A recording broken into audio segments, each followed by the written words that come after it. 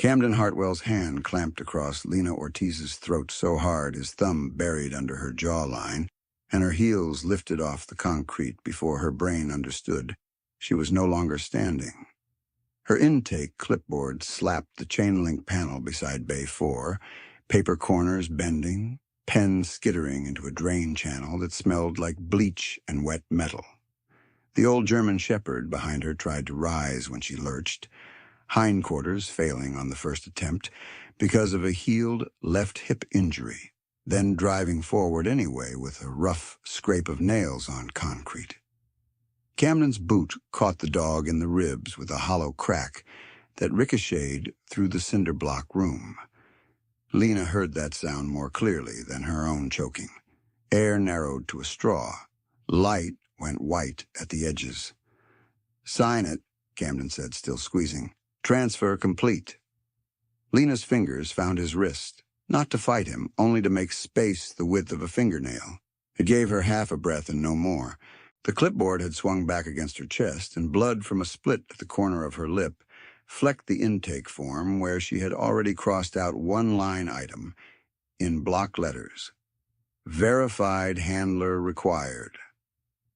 Camden saw the correction, saw the line he needed gone, and pressed harder. Her vision jumped. The fluorescent lights above Bay 4 hummed like insects trapped in glass.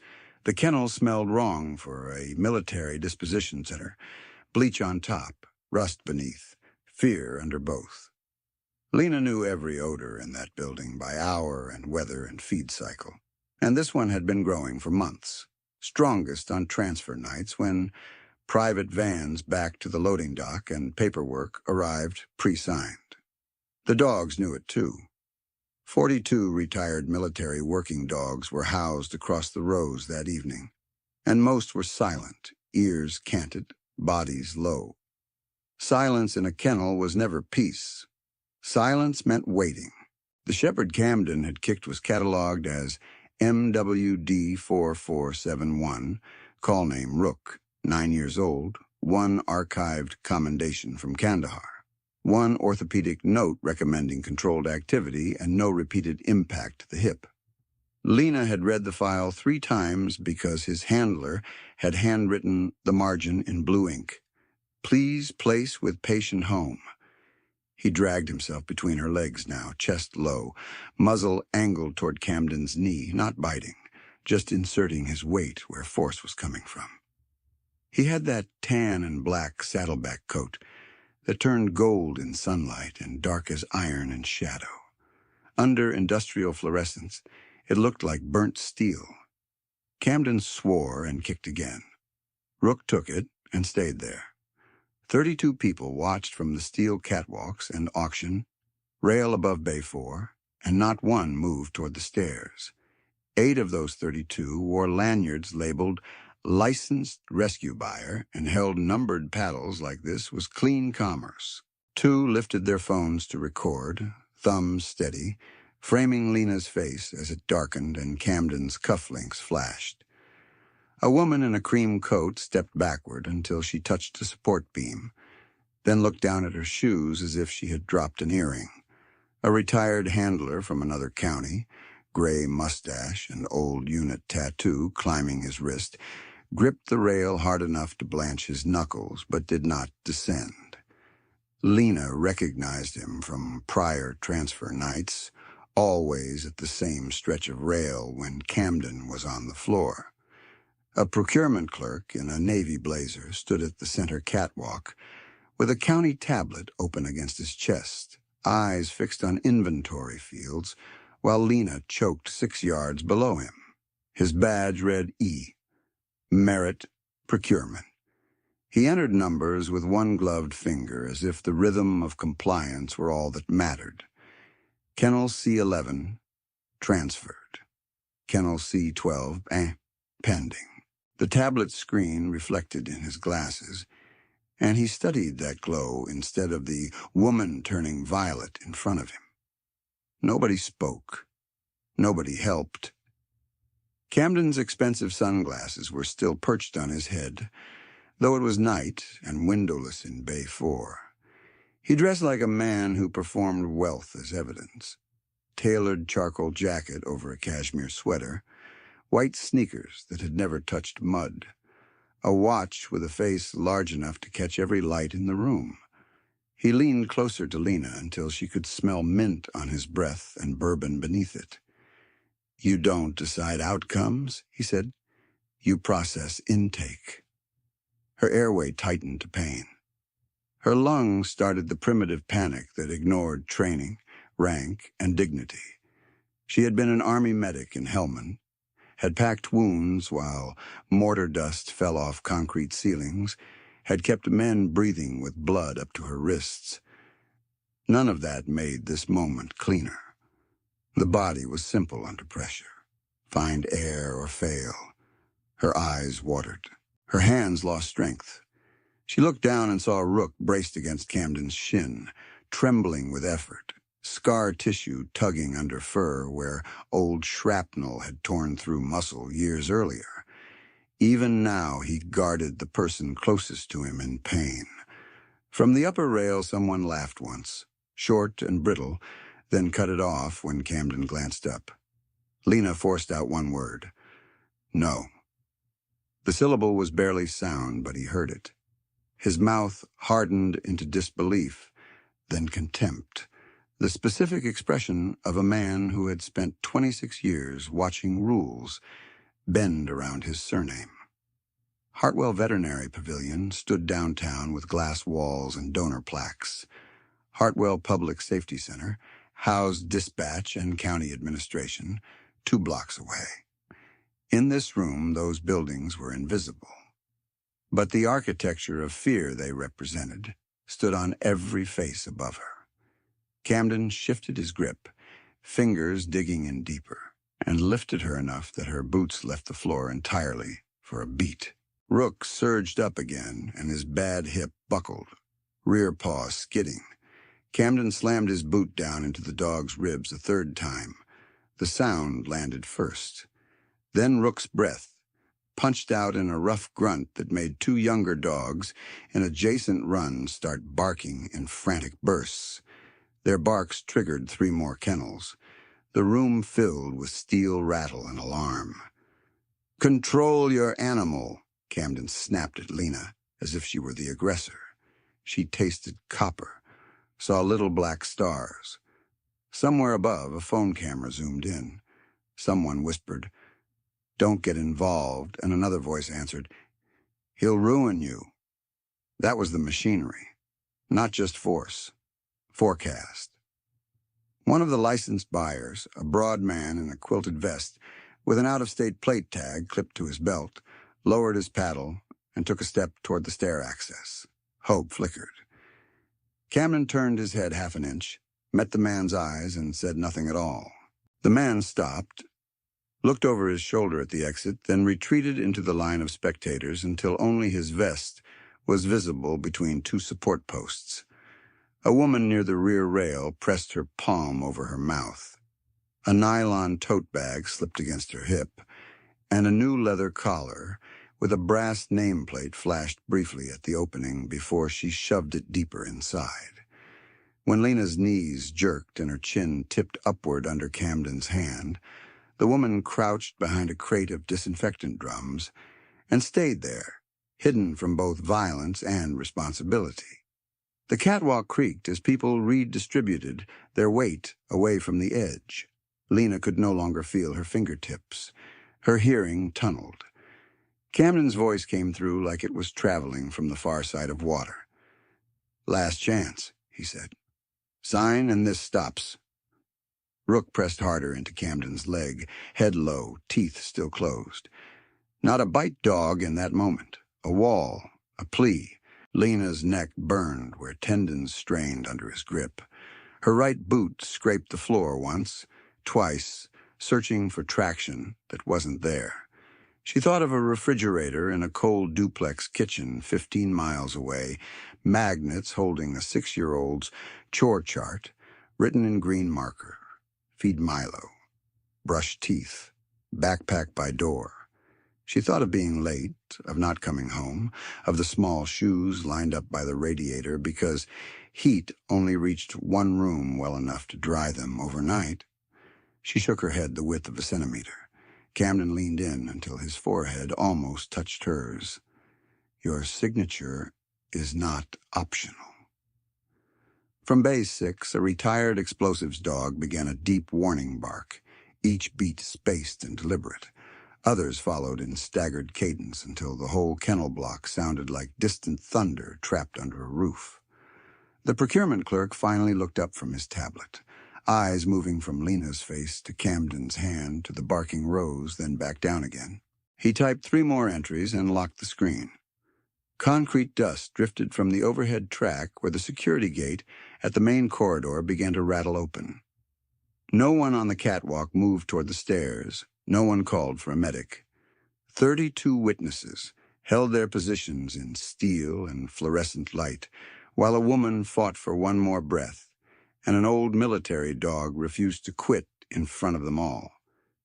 Then Trey Lewis stepped through the rattling security gate in NWU Type 3 camouflage, ghost tight at his left knee, and the whole room forgot what noise it had been making.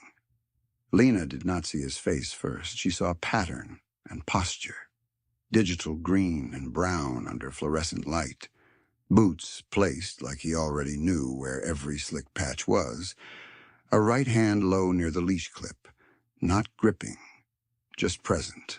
Her vision still tunneled from lack of oxygen, but training had left one reflex intact. Identify the person in the room who understood violence better than the person using it. Trey moved like that person. Not fast, not hesitant, exact. Ghost entered 1/2 step ahead of him and stopped without being told. The shepherd's ears rotated forward, his body locked. A growl started low in his chest, not loud, more vibration than sound, a warning transmitted through concrete and tendon. He had the same tan and black saddleback coat as Rook, though heavier through the shoulders. Coat dark as iron in the shadowed corridor and flashing gold, only where a bad ceiling panel leaked hard white light. He watched Camden's hand on Lena's throat, and nothing else. Not the crowd, not the catwalk, not the barking chain reaction spreading down the rows. Camden's fingers did not release, but they stopped tightening. That hesitation bought Lena a ragged inhale through a narrowed airway. It burned all the way down and came out as a broken cough against Camden's knuckles. Her boots brushed concrete and slipped again. Rook stayed braced against Camden's shin, shaking with effort, chest heaving where the kicks had landed, muzzle angled up as if he could physically hold the man in place through stubborn weight alone. Above them, 32 witnesses changed shape. The woman in the cream coat looked up from her shoes for the first time and leaned over the rail until her tote strap creaked. The retired handler, with the gray mustache, shifted 1 foot toward the stairs and did not pull it back this time. E. Merritt, procurement clerk, unlocked his county tablet with a thumb that suddenly missed the first swipe, then hit record without lowering the screen. 2 rescue buyers who had been filming Lena now aimed their cameras at the gate. One of them whispered, "Who is that?" and got no answer. Camden followed their gaze and saw only uniform, dog, and a man who did not arrive like a buyer. He was used to rooms where people announced themselves to him. Deputy so-and-so, director's son, county donor. He was used to greetings wrapped in fear and transaction. Trey offered neither. He stopped at a distance that looked casual until you measured angles, and he took in Bay 4 in one sweep. Lena elevated under Camden's grip, blood on clipboard, shock baton clipped at Camden's right hip. 3 open kennel latches within 6 feet. Catwalk stairs blocked by spectators too scared to descend. Rook limping and still guarding. His eyes passed over each fact and settled on the hand at Lena's throat. The fluorescent buzz seemed to get louder because no one was speaking. A younger deputy stationed near the intake desk had been standing with his arms folded, for the whole assault. Badge turned partly inward, face fixed in that practiced neutrality local men wore when they had chosen a side hours ago. He saw Trey's uniform, looked at Ghost's harness, and quietly stepped backward until a column hid his right shoulder. He thumbed his radio once. Nothing came out. He did not press transmit again. Camden shifted his weight to square up to the newcomer without surrendering leverage on Lena. He put a little more pressure in his hold, enough to signal ownership, enough to make Lena's pulse hammer at the edges of her skull, and he smiled the way men smiled when they thought audience mattered more than outcome. "Closed floor," he said. "Authorized personnel only." Trey kept coming one pace at a time until he reached the yellow hazard stripe painted across Bay 4's threshold. He stopped there. He did not glance up at the catwalk. He did not look at Camden's watch or sunglasses or jacket. He looked at Lena to confirm she was conscious, at Rook to confirm he was still mobile, then at Camden again. His face held quiet angles, a faint scar near the jawline catching light when he turned. He looked like a man who had slept in armor and still never slept enough. Ghost mirrored him and went still as poured concrete. Lena's throat throbbed under Camden's thumb. She tried to drag another breath and got half of one. Her eyes met Trey's for less than a second. But it was enough to register the thing the wealthy boys never recognized until it was too late. No negotiation in him, no adrenaline display, no need to prove he was dangerous. Just assessment and intent. The kind of calm that made bad plans collapse before the first correction landed. Rook gave a short grunt and pressed harder against Camden's leg. Camden kicked at him without looking. Ghost's growl changed pitch. Lower, longer. It rolled through the bay like distant weather, and 4 kennels down the row answered with abrupt silence. Dogs that had been barking stopped mid-voice. They knew command presence when they heard it in another animal. They knew the threshold between noise and action. A rescue buyer in a red windbreaker raised his paddle by reflex as if this was still an auction and numbers could settle whatever was happening. No one acknowledged him. He lowered it and tucked it under his arm like a child hiding a report card. Lena felt Camden's pulse in his wrist where her fingers still clung. Fast now. Not panicked, but no longer smooth. She heard him breathing through his nose, short pulls edged with anger. He had built his power on one dependable law. Everybody in this county blinked first. The gate had opened, and for the first time all night he was not certain who would. From the rear corridor, metal wheels clicked over a seam in the concrete. Someone had paused a supply cart just out of view. Someone else had stopped typing in the office behind smoked glass. The old keyboard clatter was gone. Even the disinfectant fan above Bay 2 seemed to labor quieter, as if the building itself had leaned in to hear what came next. Trey shifted his left wrist, 2 fingers brushing Ghost's shoulder once. Ghost did not lunge. He did not bare teeth. He simply rose through the front of his frame and stood taller, chest broad, ears forward, eyes fixed on Camden's hand, and then the baton clipped near Camden's belt. The message was clinical. I see the threat.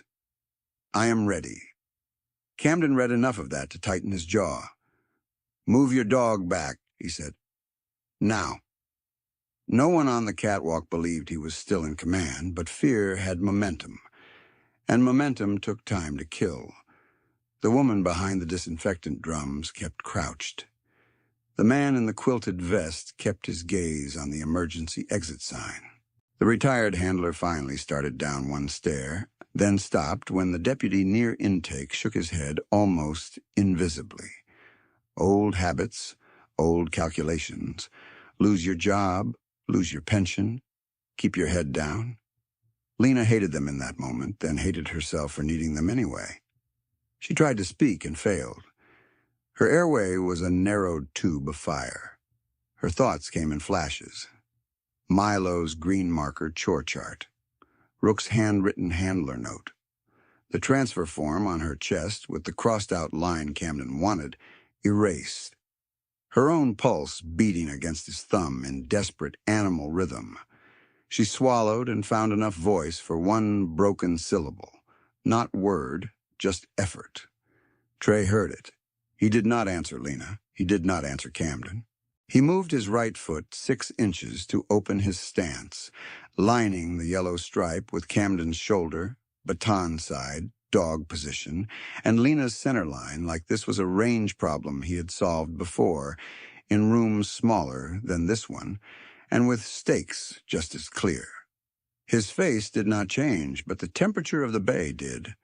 The bystanders felt it, and shifted again the way crowds shifted when weather warned before thunder hit.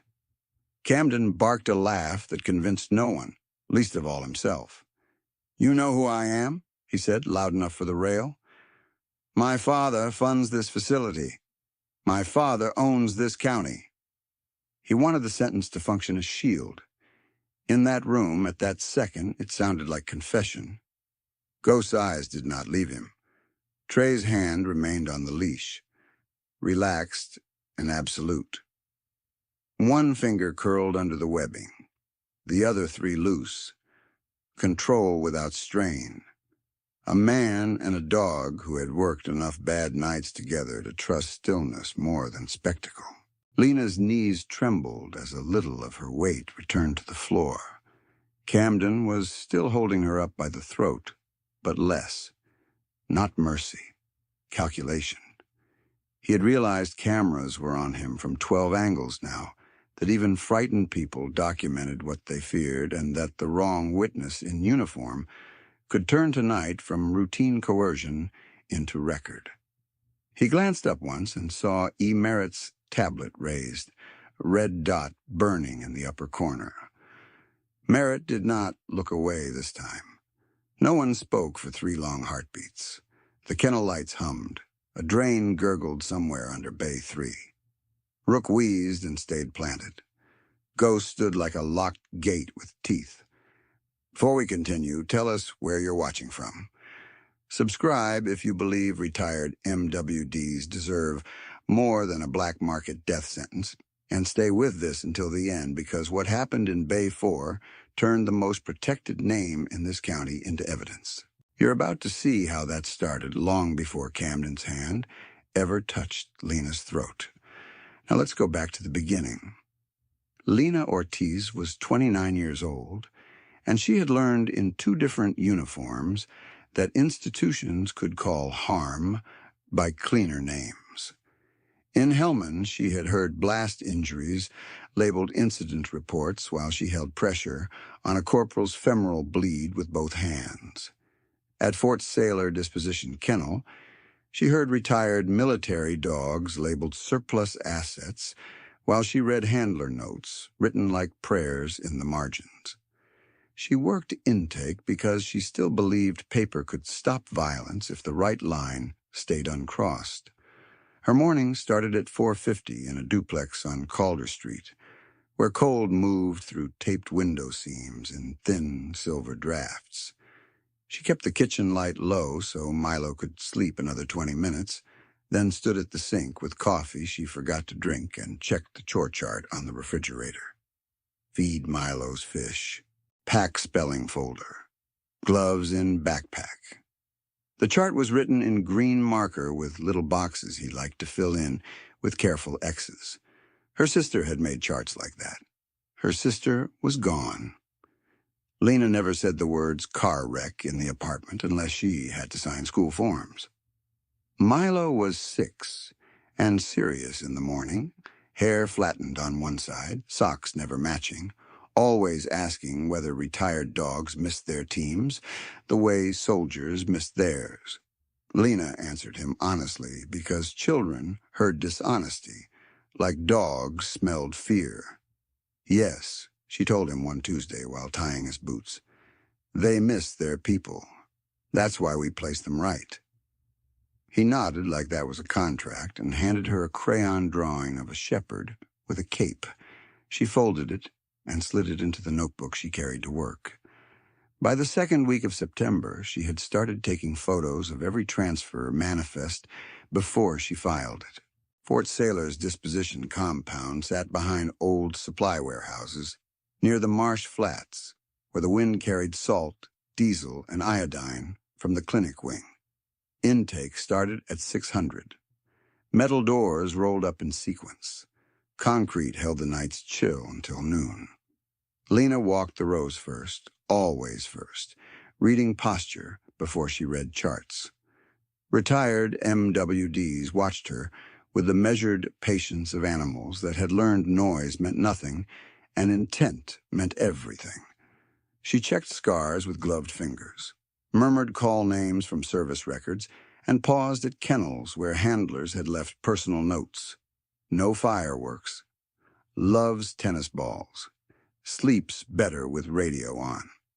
She kept those notes in a binder she hid behind outdated vaccine manuals in Office C. Some wounds were obvious: limping gaits, fused joints, missing canine tips from bite work. Some were quieter: dogs that froze at dropped keys, dogs that scanned doorways every 8 seconds, dogs that refused food until a human sat on the floor beside them. Lena recognized those patterns because her own body ran similar checks. She slept in 90-minute blocks and woke at small sounds, with her heart already sprinting. In the mirror above the bathroom sink, she could still trace the pale line along her left forearm, where shrapnel had kissed bone and missed artery by luck she never pretended to earn. At 0740, she briefed incoming staff in Bay, 2 with a clipboard tucked to her chest and a voice that did not rise. Verified handler, only on any K9 with combat stress markers, she said. No exceptions for cash offers. No off-ledger holds. Most nodded. A few looked toward the mezzanine office where procurement processed approvals. Even in those meetings, fear had a direction. The first time she met Camden Hartwell in person, he arrived 20 minutes late to a scheduled audit, wearing white designer sneakers and dark sunglasses indoors. He was 26, smooth-faced, expensive haircut, smile calibrated for donors and cameras. He carried no mud on his shoes and no kennel smell on his clothes. He walked past Bay 3 without glancing at the dogs and extended 2 fingers for a handshake, like he expected people to meet him halfway across every room. I run Hartwell Animal Outreach, he said. We move hard cases into private care. Lena had read the outreach paperwork. It was a shell with polished brochures, 1 leased office, and transport invoices that never matched crate counts. You broker transfers, she said. He smiled wider. I make outcomes happen? He said outcome the way other men said ownership. Lena refused his first request that day, then his second, then his third. Each request carried the same structure. Expedite this veteran dog, waive this home check, accept this handler reference without military confirmation. Each refusal was logged in plain language with timestamp and initials. Camden never raised his voice. He just tilted his head and looked over her shoulder toward upper offices, as if someone more useful would appear. Someone usually did. The system protecting him did not announce itself as corruption. It moved as routine. A deputy signed transport clearances without opening vans. A county veterinarian approved health certificates from copied exam templates. Procurement entered verified rescue for buyers who listed disconnected phone numbers. When Lena challenged those entries, she was told to route concerns through internal channels. Internal channels ended at desks funded by Hartwell philanthropy grants. The circle closed quietly and on schedule. 3 days after her first refusal, she got called into Administrative Suite B. Director Pauline Kersey sat behind a glass desk with plaques from civic foundations lined like medals across the credenza. The office smelled like lemon polish and printer toner. Through the window, Lena could see the Hartwell Veterinary Pavilion, sign 2 miles away, sunlight bouncing off steel letters. "You're valued here," Kersey said, not looking up from Lena's personnel file. "But you're rigid in ways that hurt placement volume." Lena stood with shoulders square. "Volume is not the mission." "The mission is partnership," Kersey said. "County partnership, donor partnership, efficiency." Lena placed 3 photocopied manifests on the desk. These dogs were listed as retired patrol stock and sold at private auction rates to entities without service dog licensure. Kersey finally looked up. "Do you have proof of harm?" "I have proof of disappearance." Kersey tapped the top page once, slid it back, and folded her hands. "You are intake. Stay intake." That was the meeting. No raised voices, no threats spoken out loud. Just a line drawn in administrative language sharp enough to cut. Lena left and went straight to Bay 5, where an old explosives dog named Banner rested his head against the gate until her pulse settled. She crouched beside him and breathed into his ruff. Banner had cataracts starting, and one ear that never stood fully upright after Helmand. He leaned his weight into her shoulder and stayed there until kennel noise returned to normal rhythm. On Fridays, she picked Milo up from Miss Delaney's apartment downstairs at 1815, paid in cash folded into a tea tin, and carried groceries up 2 flights with him, narrating school facts from the back seat. "Octopuses have 3 hearts," he told her one night while she stirred boxed mac and cheese and check transfer emails on her phone. "How many hearts do dogs have?" She answered without looking away from the screen. "1 heart, big one." Milo accepted that as science. After he slept, she sat at the kitchen table under the weak bulb and built a private ledger. She recorded crate IDs, buyer aliases, plate numbers, transfer times, and which deputies stood gate duty. She added notes when she heard slang from freight workers. "Night run to Quarry Road. Cash kennel outside Ridgemont. Bring sedatives, not muzzles." She printed copies at a 24-hour copy shop 15 miles away, so no one at Fort Sailor saw toner usage spikes on internal logs. She sealed duplicates in freezer bags and taped them beneath a loose floorboard in Milo's room closet behind winter boots he had already outgrown. She hated hiding evidence in a child's room, so she told herself a narrow truth. The floorboard space was dry, and children never lifted it. Lena's Army medic years had left her with a specific instinct for deterioration. Patients crashed in patterns. Systems did too. She watched Fort Sailor's pattern tighten through autumn. Dogs with high adoption suitability were suddenly classified behaviorally, complex, and rerouted to specialized partners. Specialized partners arrived in unmarked vans with temporary tags and left with crate stacks that did not match intake logs. One night she counted 9 departures and 7 digital entries. When she corrected the discrepancy, procurement reversed her edit and marked the file locked by supervisor authority. By early October, she started carrying a second phone that never connected to kennel Wi-Fi. She used it to call retired handlers listed in old records. Some numbers were dead. Some men answered after long pauses, voices gravelly with age and distance. One cried when she read him his former dog's call sign and asked whether he was still eligible for custody review. One told her he had submitted 3 applications and been rejected each time for housing incompatibility, even though he owned 10 acres and no other pets. Another whispered, "They're selling them, ma'am. Nobody believes us unless we got money." The phrase sat in her chest like grit.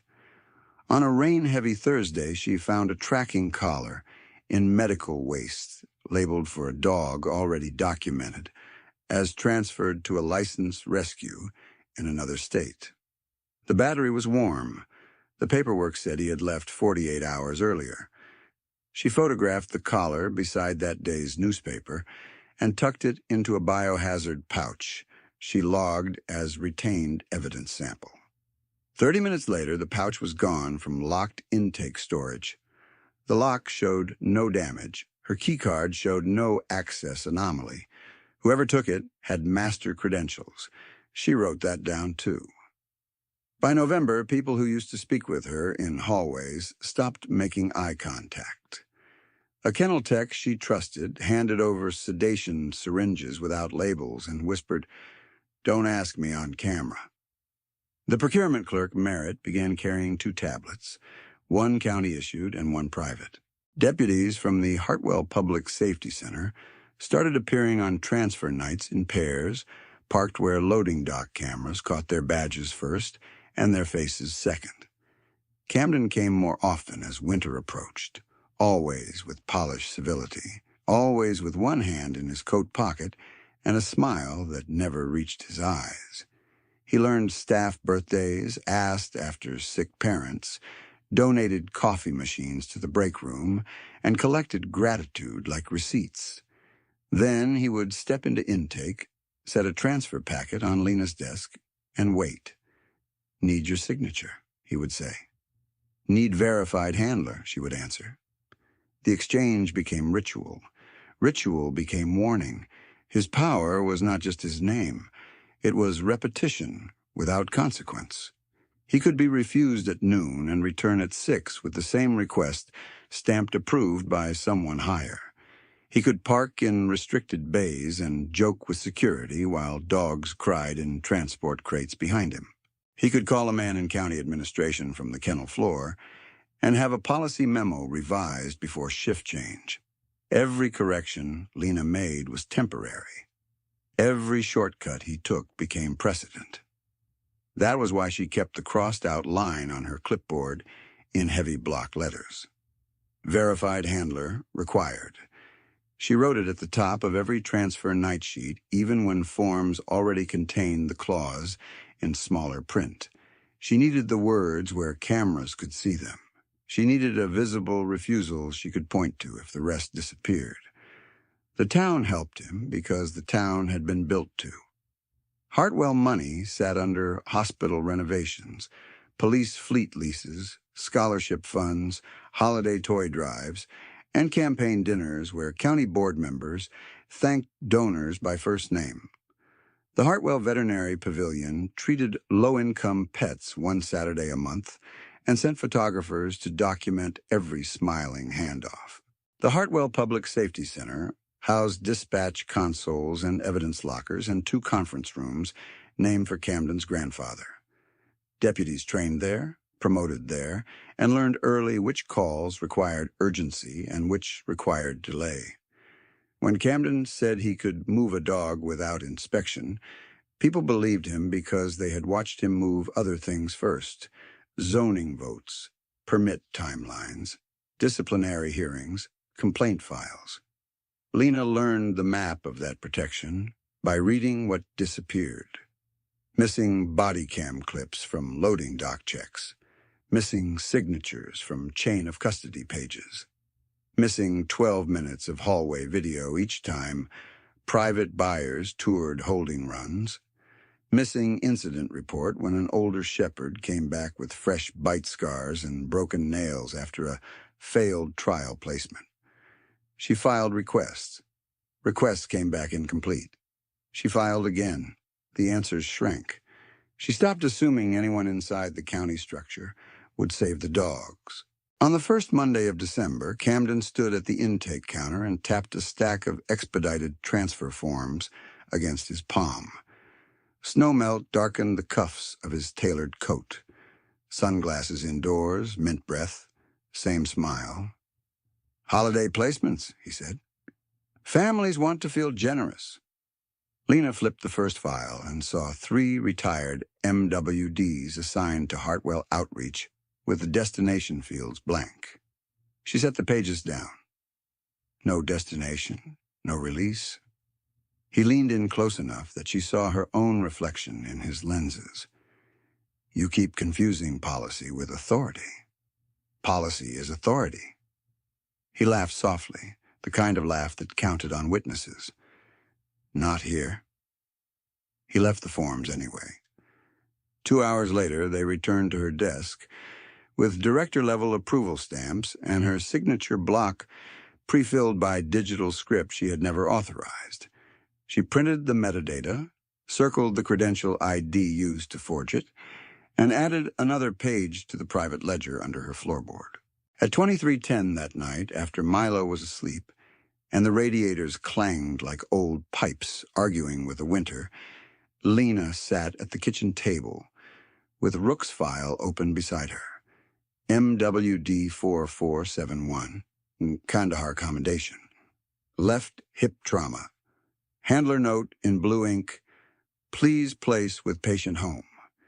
She traced the handwriting once with her thumb and felt anger settle into something steadier than fury. She called the number attached to the note. A man answered on the fourth ring, voice rough, older, waking from medication, heavy sleep. Yeah? Is this Sergeant Malik Dane? Lena asked, long pause. Who's asking? Fort Sailor Intake. I'm calling about your former partner, Rook. Silence again, then the sound of a breath caught and held. They told me he was unavailable. He isn't, Lena said. Not yet.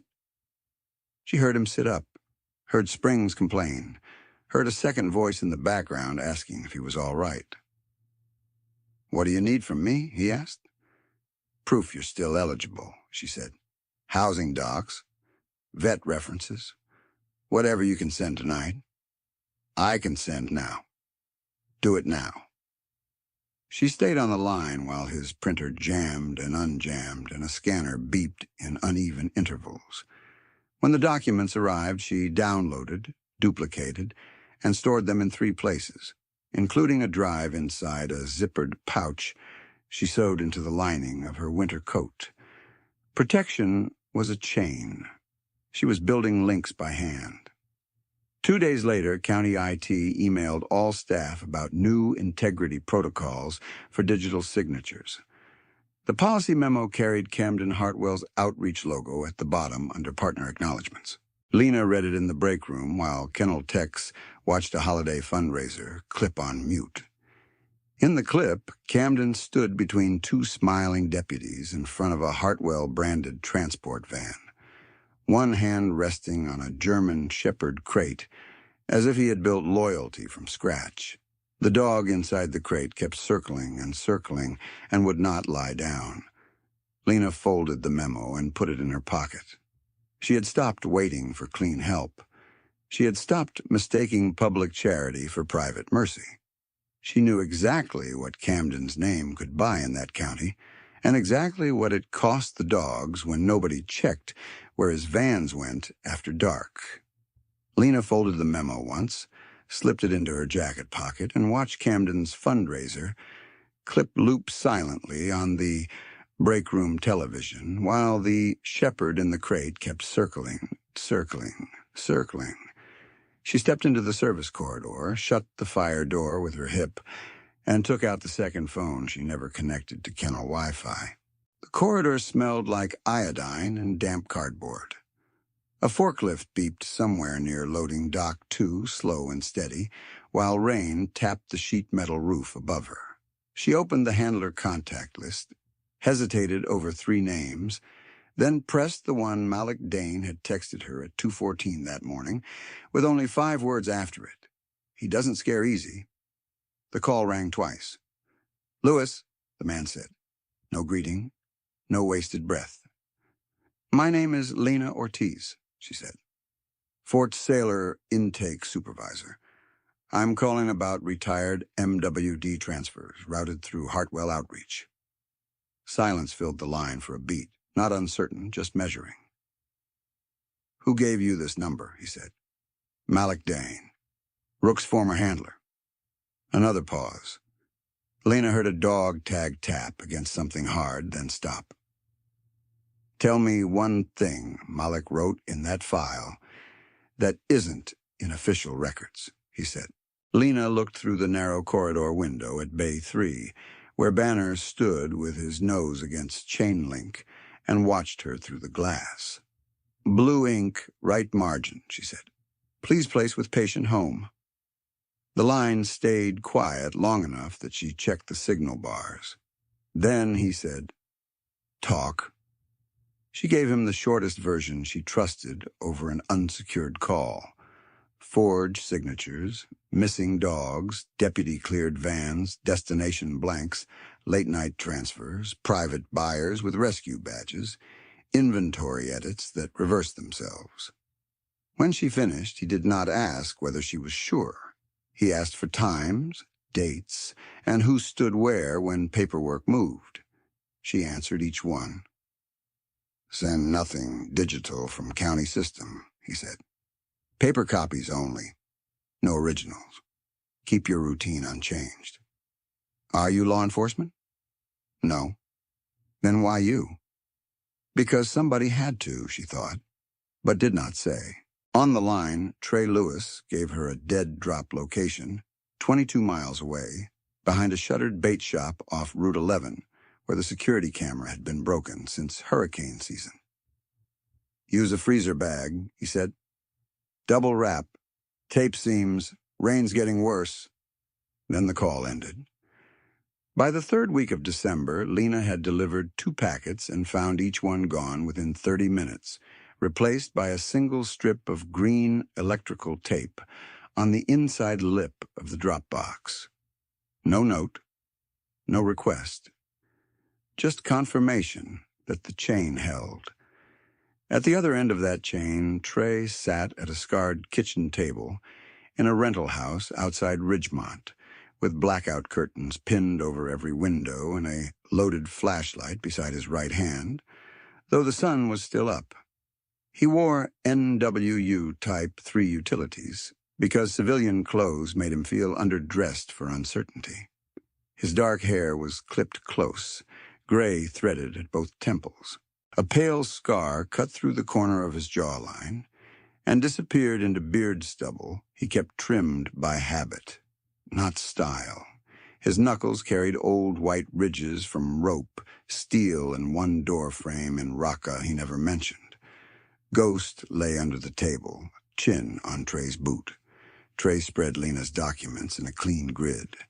Transfer manifests, plate numbers, badge IDs, duplicate signatures with mismatched metadata stamps. He marked each connection in pencil and refused to use red ink. Red looked like urgency. He had spent years surviving by staying one click colder than urgency. He had entered the teams at 22 with broad shoulders and an engine that never seemed to empty. He retired from DevGru at 37 with 11 deployments, 3 medevacs, a reconstructed right shoulder, and a sleep pattern his neurologist called maladaptive hyperarousal. Trey called it Tuesday. He slept in 90-minute bursts, woke with his pulse already elevated, cleared rooms by instinct, and kept his truck backed into every parking space for a straight exit. The neighborhood learned not to startle him from behind. He learned not to attend fireworks. The wound that did not heal had a name and a date. Nolan Reed. JTAC, Yemen. Failed extraction. The mission package had looked clean on paper. In and out in 12 minutes. Recover one source. Exfil before dawn through a dry wash where satellite coverage dropped for 47 seconds at a time. They breached the compound wall on schedule. They found the source in a locked storage room with wrists zip-tied and one eye swollen shut. Then comms degraded. Then a secondary team failed to hit their block position. Then gunfire cut across the courtyard from an angle that had not existed in the brief. Trey remembered Nolan's last transmission as if it still came through his own headset. Crossing now. He remembered answering, hold. He remembered being 3 seconds late. The round hit Nolan high in the chest as he moved to mark the exfil lane. Trey reached him under fire, dragged him behind a broken water cistern, and worked the wound with both hands while dust and plaster rained off the wall. Nolan stayed awake long enough to ask whether the source was alive. Trey told him yes. Nolan nodded once. Medevac landed 13 minutes later. Trey rode that bird kneeling in hydraulic fluid and silence while the medic with gray in his beard kept compressions going until his shoulders failed. 3 days later, Command logged the mission as partially successful with 1 KIA.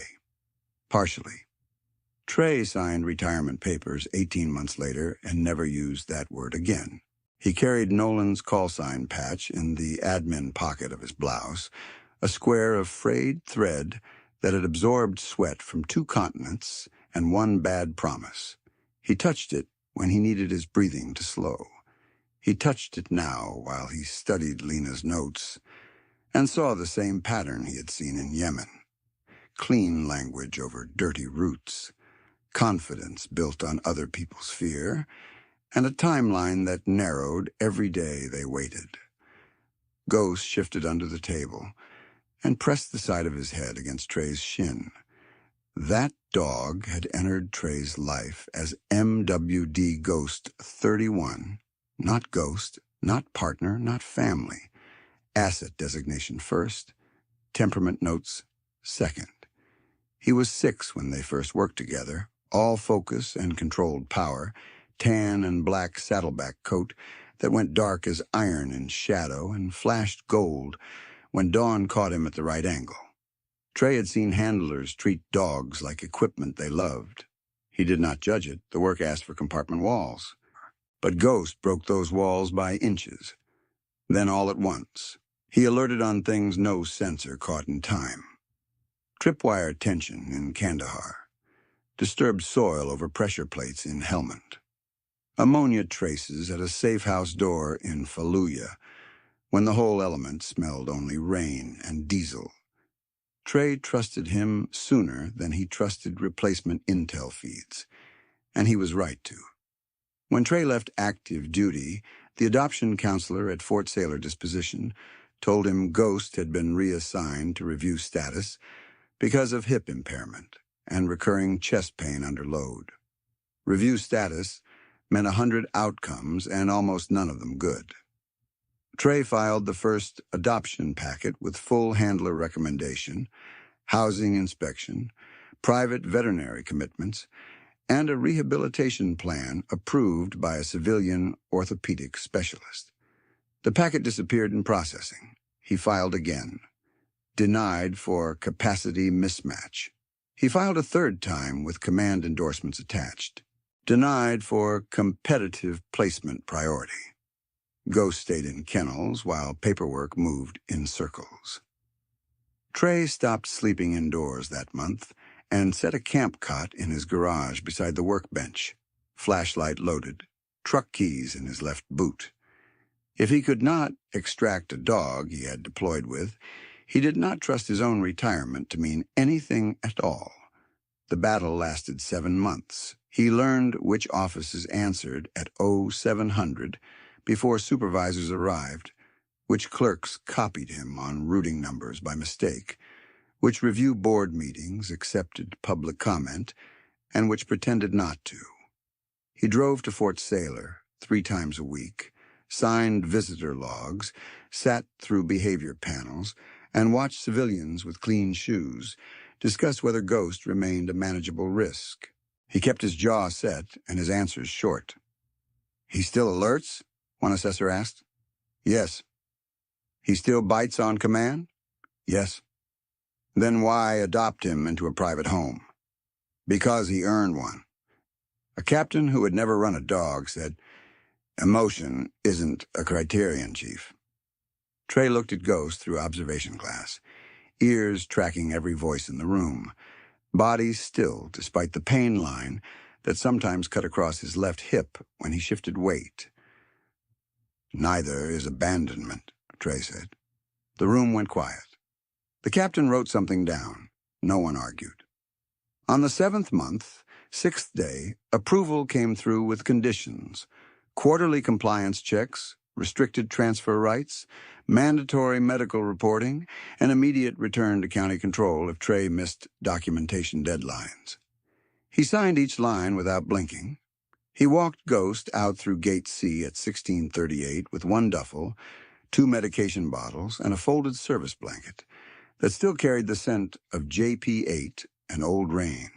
Ghost climbed into Trey's truck, turned once, and put his head in Trey's lap before Trey had closed the driver door. Neither of them moved for a long minute. In Ridgemont, Trey built his life around rhythms both of them could survive. Morning range of motion work on the garage mat, slow hill walks before traffic started, anti-inflammatory meds at 600 and 1800, no crowded dog parks, no fireworks, no sudden hands from strangers. He installed motion lights around the rental property and replaced every hollow core interior door with solid wood because thin doors sounded like breach points in the middle of the night. He slept in pieces. Ghost slept with one ear open. Some nights Trey woke on the floor with the flashlight in his fist and no memory of getting out of bed. Ghost would already be there, body pressed against Trey's ribcage, breathing slow and heavy until Trey matched him. On the worst nights, Trey sat against the garage wall in full utilities at 310, back damp with cold, and read old mission logs by red lens light while Ghost watched the door. By New Year's week, the panic episodes came less often, but they never left. The first time Ghost alerted at home, Trey nearly drove him to emergency care. No enemy compounds, no gunfire, no convoy routes. Just Ghost standing rigid by the mailbox, ears pinned forward, low growl rolling out of his chest, at a white cargo van idling 1 block away with no markings on the side. Trey copied the plate on reflex. The van rolled off. 2 days later, Lena's first packet listed the same plate at Fort Sailor. Gate clearance signed by a deputy assigned to Hartwell Public Safety Center. Pattern confirmed. Trey did not celebrate being right. He called one old teammate still contracting federal investigative support and read him the plate, then the names, then the transfer route nodes Lena had documented. Need eyes and legal chain, Trey said. No leaks through county. His teammate said, "You're stepping into a donor-protected system. You have cover? Working it? You have evidence? Building it. You have your dog. Always." And the next morning, Trey loaded Ghost into the truck and drove past Fort Sailor without entering. He parked on the ridge road above the compound where scrub pines bent in coastal wind and watched shift changes through binoculars as rain slid down the windshield in diagonal lines. Ghost sat upright in the passenger seat, chest scar visible where fur thinned along the old pressure plate injury, eyes fixed on the same gates Trey watched. 9 years old, German Shepherd, 7 deployments, 23 lives credited during compound breaches in Kandahar. Left hip shrapnel, tear that never fully healed. Chest scar from a Hellman pressure plate blast.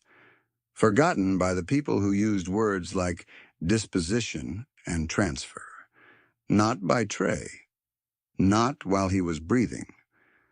When Lena's second packet arrived, Trey laid it beside his mission notebook and added 1 new page at the front in block letters.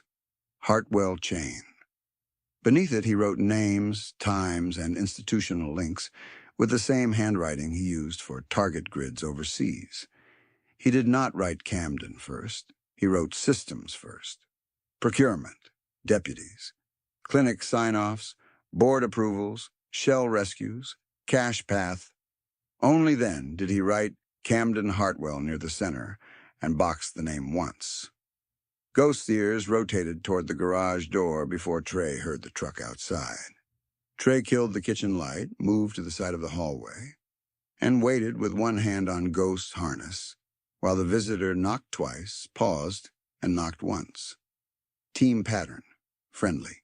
Trey opened the door to find his federal contact in a plain jacket holding a sealed envelope and wearing the tight expression of a man who had just read something expensive and true. Preliminary warrant packet is moving, the contact said. Slow but moving. You want into Fort Sailor, as a witness later, or as buyer now? Trey looked down at Ghost. The dog's body was steady, but his eyes stayed hard, the way they had in staging rooms before night insertions. Buyer, Trey said. The contact handed him the envelope. Alias documents are inside. Private security contractor profile. Clean enough to pass first checks. You wear that uniform, they'll remember your face. Trey's mouth shifted, not quite a smile. That's the point. He closed the door, set the envelope on the table beside Lena's packets, and knelt to rest his forehead briefly against Ghost's. Back to work, he said. Ghost exhaled once, deep and certain, and leaned into him like a promise. Neither of them needed spoken twice. In Bay 4, Camden's thumb was still buried under Lena Ortiz's jawline, and the old bruise-colored edge of her vision had begun to close again. The rewind made every detail heavier now.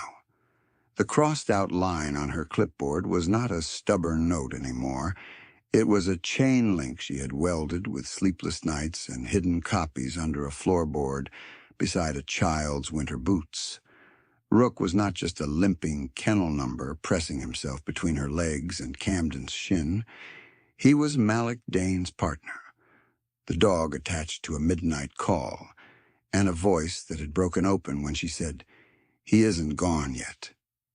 The woman fighting for air in front of 32 silent witnesses was not some anonymous employee who had chosen the wrong shift.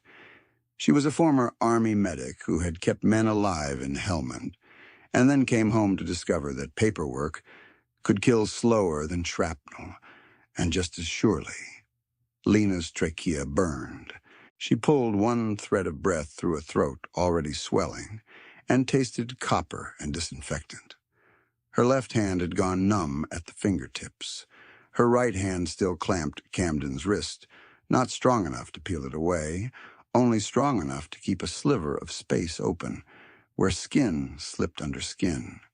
She heard kennel noise in layered bands now, metal rattle from dogs throwing their weight at gate panels, the fluorescent hum overhead, a drain gurgling under Bay 3, and Ghost's low growl like distant thunder rolling through concrete. Rook wheezed and stayed planted.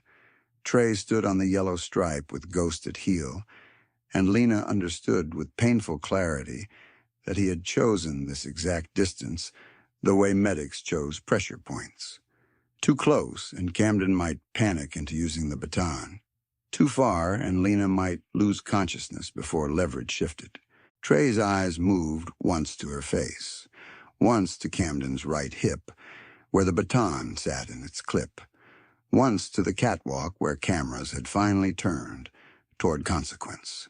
He looked like every file she had built at her kitchen table had walked through the gate in boots and camouflage. No one on the steel rail was neutral anymore, even if they still pretended to be. Merritt, procurement clerk, held the county tablet with both hands now, recording steadily, the red icon reflected in his lenses. The retired handler with the gray mustache had come down 3 steps and stopped, his jaw working as if old orders were fighting new shame. The woman in the cream coat had straightened and gripped the rail with both hands, knuckles pale against painted steel. The deputy near intake kept one hand near his radio and one eye on Camden, waiting to see which name would still protect him when this minute ended. By 21:43 on the wall clock above Bay 2, less than 60 seconds had passed since Trey came through the gate. It felt like an hour because everyone finally understood what room they were in. Camden's pulse jumped against Lena's fingers. She felt it in quick staccato bursts, too fast for the smile he kept trying to wear. He had spent years watching people fold before he needed to raise his voice.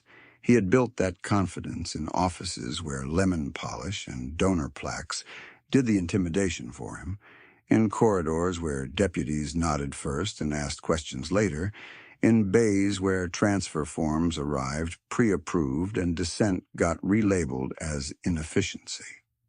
But this was the first time his hand was on a woman's throat, while cameras rolled from 12 angles, and a man in NWU Type 3 stood quiet at command distance with a combat dog reading every movement.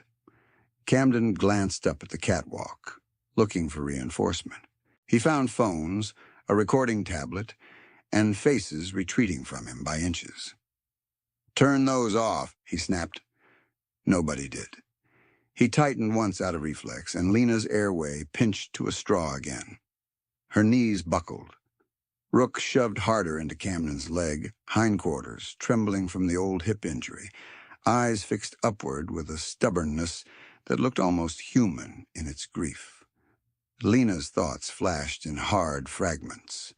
Milo's chore chart in green marker. Banner leaning into her shoulder in Bay 5 when the panic started to climb. The warm tracking collar she had photographed beside that day's newspaper. Malik Dane's voice saying, "What do you need from me?" Ghost's plate match in Trey's notebook. The floorboard lifting under her hands. The freezer bag taped shut in rain outside a dead bait shop. She had carried all of that into this room. She refused to die with it, unfinished. She forced her chin down a fraction and rasped one sound that might have been Trey or might have been only pain. He heard it anyway. Trey took one step forward, controlled and direct, bringing himself half a pace inside the hazard stripe. Ghost matched without being cued, shoulder aligned to Trey's knee, leash slack but deliberate. The dog's ears pinned forward, his spine locked.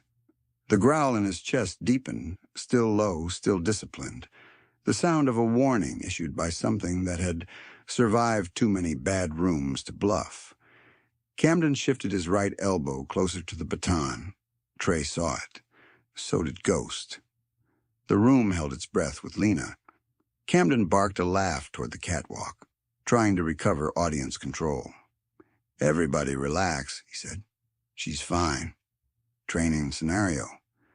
Lena made a strangled sound that stripped the lie bare. The retired handler on the stairs said, "That's no scenario," under his breath, and for the first time another voice answered him from above. "He's choking her." Two statements, small, late. But they cracked the silence that had protected Camden for months. He swung his gaze back to Trey. "You're out of lane," he said. "Private buyers don't run this floor." Trey's face did not move. Ghost's eyes stayed on Camden's hand. When Trey finally spoke, it was exactly 3 words, calm enough to freeze the bay. "Let her go." No shout, no threat display, no wasted syllable. The command landed harder than yelling could have. Even the dogs in the far kennels went quiet for a beat, as if the entire building recognized a tone that meant action would follow language with no delay.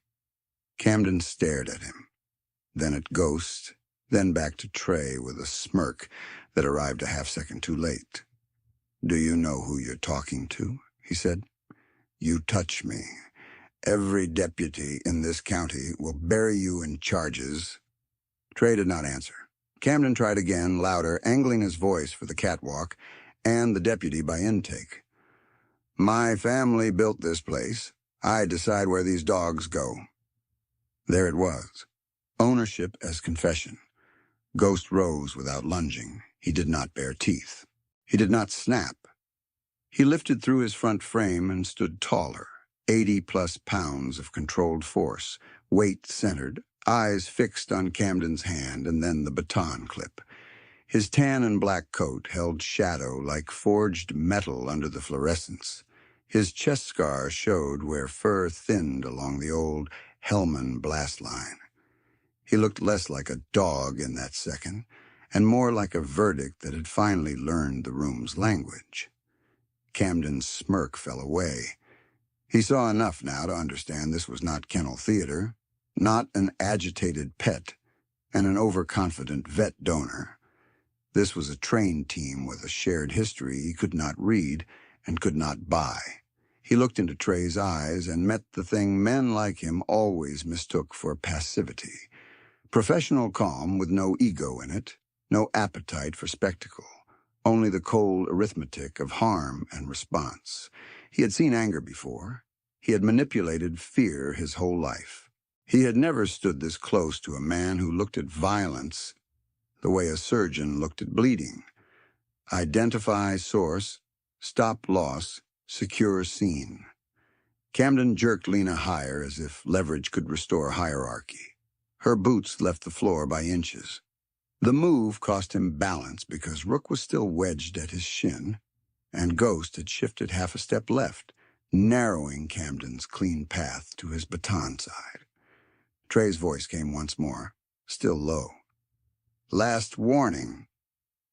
Camden's right hand darted for the baton clip. He never got a grip on it. Ghost's growl snapped into a single sharp bark that detonated across the concrete. Camden flinched hard enough to miss the handle, fingers scraping leather instead of polymer. Trey moved in the same instant, one precise stride, left hand pinning Camden's baton wrist against his own belt line, right forearm driving across Camden's upper chest to force separation without striking Lena. Camden's grip on Lena's throat broke on instinct when his balance went backward. Air crashed into Lena's lungs like fire. She dropped to her knees, coughing so hard her vision flashed white. One hand at her neck, the other braced on concrete, slick with spilled disinfectant. Rook turned immediately, pressing his body against her side, muzzle under her elbow as if checking she was still there, still breathing, still upright. She clutched his collar and felt him tremble. Above them, multiple people shouted at once, "Get him down!" "Record this. Don't touch that baton." Merritt kept filming.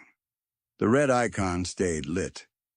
The deputy at intake took 2 steps forward, stopped when Ghost swung his head, and locked eyes with him, then raised both hands chest high to show distance. The crowd on the catwalk no longer hid behind stillness. A rescue buyer in the red windbreaker was suddenly yelling into his phone that he wanted out, that he had signed nothing, that this was not what he was told. The woman in cream coat descended the stairs with shaking knees and dropped beside Lena, peeling her own scarf free and offering it with unsteady hands. "You're okay," she whispered, then corrected herself with brutal honesty. "You're breathing. Stay with breathing." Lena nodded once and kept coughing. Camden hit the concrete shoulder first, with Trey controlling the descent. Wrist pin, baton stripped and kicked clear in one smooth motion. No flourish, no extra force, just removal of options. Camden cursed, twisted, tried to buck up with the outrage of a man unused to floor level. "Get off me," he shouted.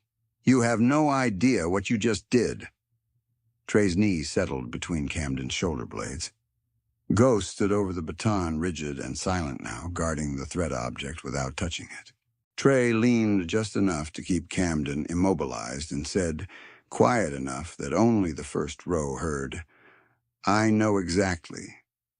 Camden craned his head, face flushed, expensive watch scraping concrete as he fought the hold he could not break. His voice cracked at the edges. "You're dead in this county." Trey looked to Merritt's tablet, then to the phones lining the rail, then back to Camden. "Not tonight." That was when Camden's eyes changed. Not to remorse. Men like him did not pivot that fast. It changed to recognition, late and unwilling, that the script had moved past his family name. He looked around for the machinery that always arrived to clean his mess, a deputy to clear witnesses, an administrator to relabel events, a lawyer to frame the narrative before midnight. He found a room full of recordings, A woman alive and breathing on the floor with marks already blooming at her throat. A retired MWD pressed against her like armor, and a man in uniform whose calm never frayed. For the first time, Camden looked afraid. Lena pulled a full breath, winced through the pain, and kept her hand on Rook's neck while Ghost watched the bay like a locked gate. Nobody in that room mistook the balance of power anymore. The second security gate slammed open hard enough to shake rust from the overhead track, and 6 agents in windbreakers marked NCIS and state investigations flooded Bay 4 from both loading corridors with weapons holstered and warrants already in hand. Cameron tried to twist under Trey's control and shouted for deputies by name, voice cracking on the second syllable. But the deputy near intake had already stepped back with his palms open, while an investigator read him a suspension notice into a shoulder mic. Ghost never moved from the baton. Rook never moved from Lena. The room smelled like wet concrete, bleach, and the sharp metallic edge of panic as power changed owners in plain sight.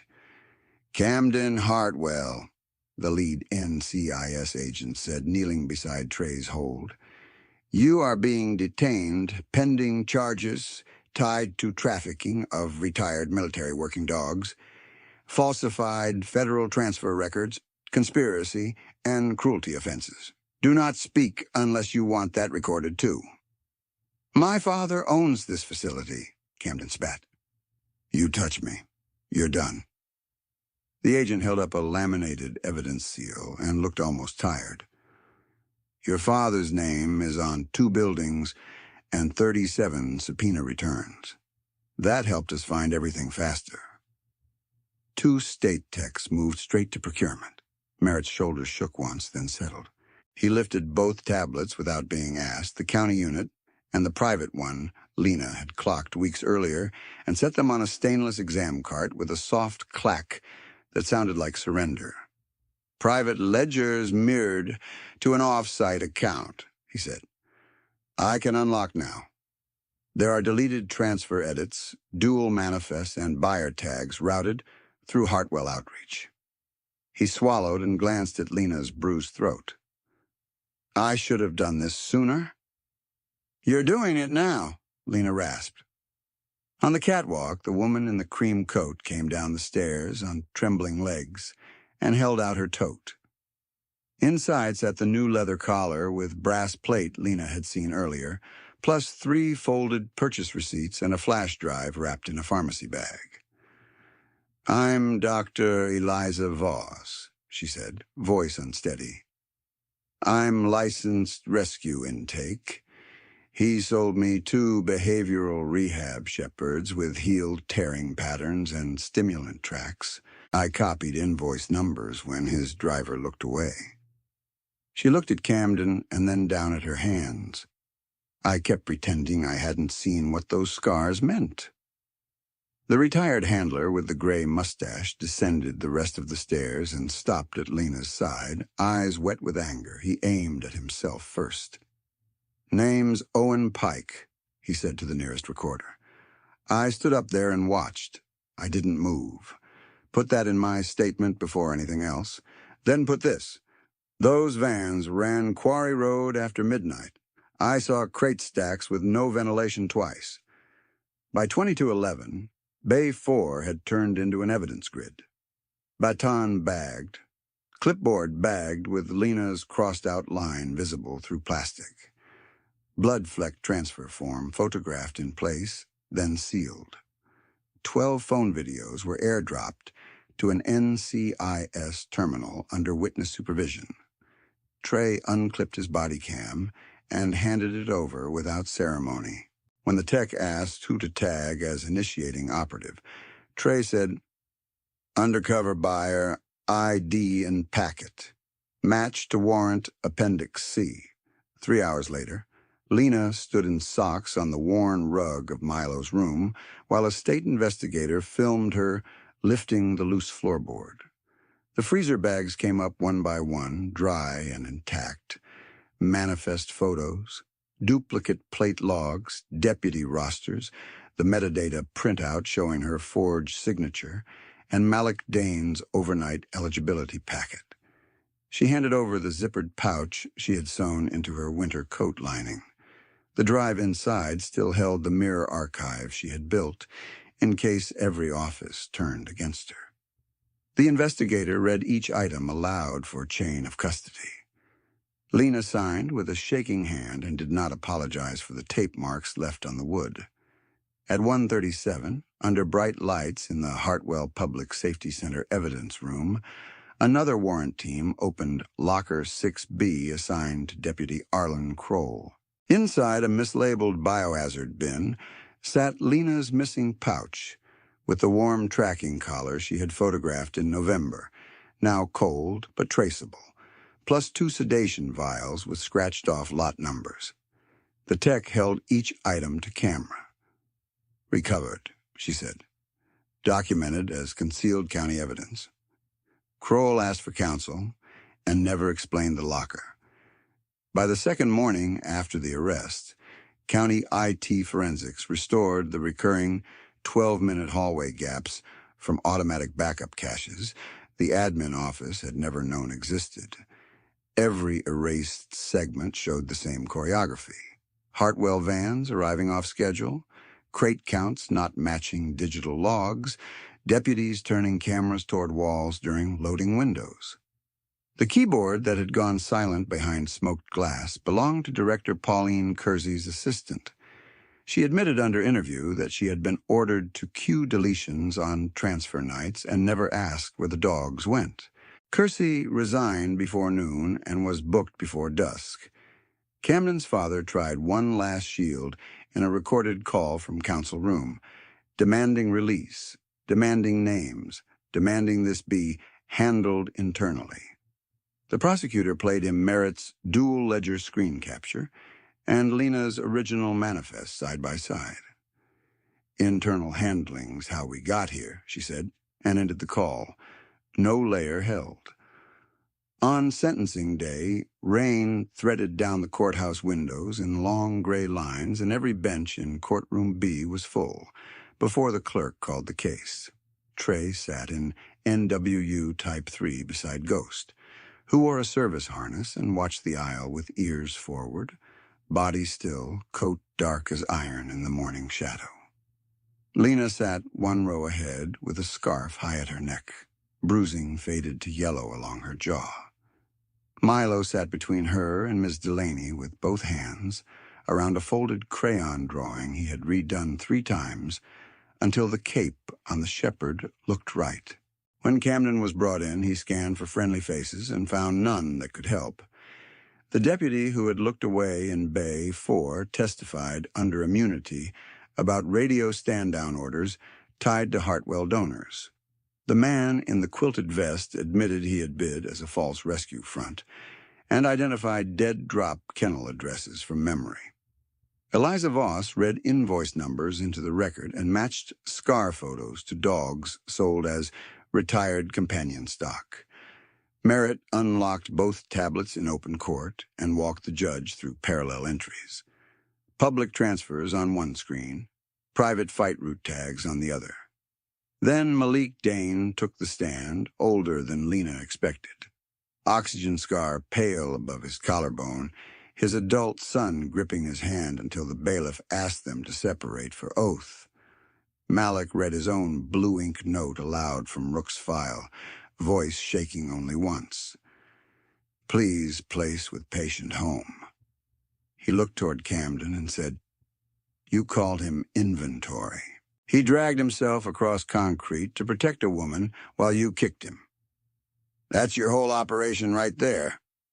The courtroom went silent enough to hear rain against glass.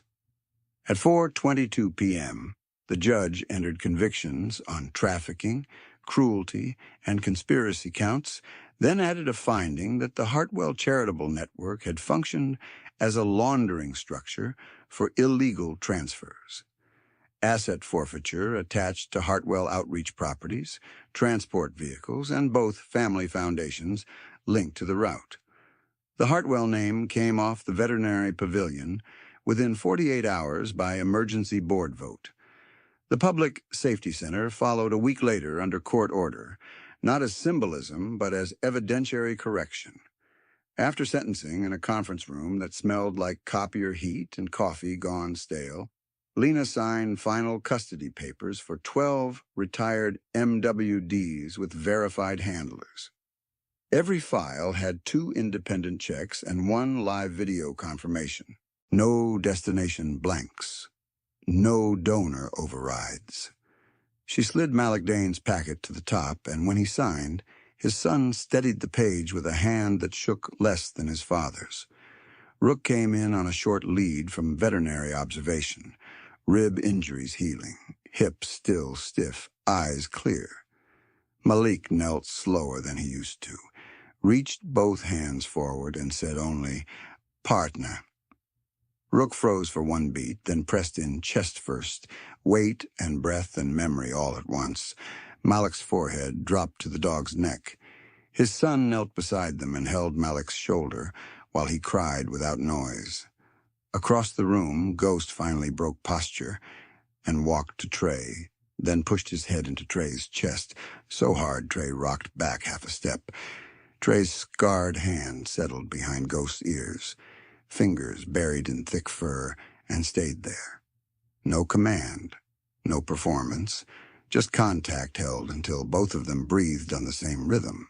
Milo edged closer with his drawing clutched to his coat. "Can I?" he asked Lena. She nodded. He crouched in front of Ghost, held up the paper shepherd with the crooked red cape, and whispered, "You can rest now, Ghost." Ghost lifted his head, touched the paper once with his nose, then leaned into the child's shoulder with careful, measured weight that made Milo grin through sudden tears. The final court revelation came on record before adjournment when the prosecutor identified the outside buyer that had panicked Hartwell's ring at auction. Not outside, not random. Trey Lewis, operating undercover from the first bid with federal coordination already in motion. Camden had announced ownership to the one man in the room trained to take systems apart, piece by piece, and leave nothing hidden behind family names. Some witnesses who froze on the catwalk spoke and helped. Some never did. Their silence was noted in the file and stayed there. What mattered was this. Every physical item Lena hid was logged, analyzed, and admitted or archived with reason. Every call she made came back with a voice, a document, or a sworn statement. Every strange detail she had flagged found its place in the chain. Every dog in that final transfer block left with a verified home. When Trey and Ghost stepped out into evening rain, Lena watched from the courthouse steps with Milo under her umbrella and Rook leaning against Malik's leg. And for the first time in months, the world did not smell like fear first.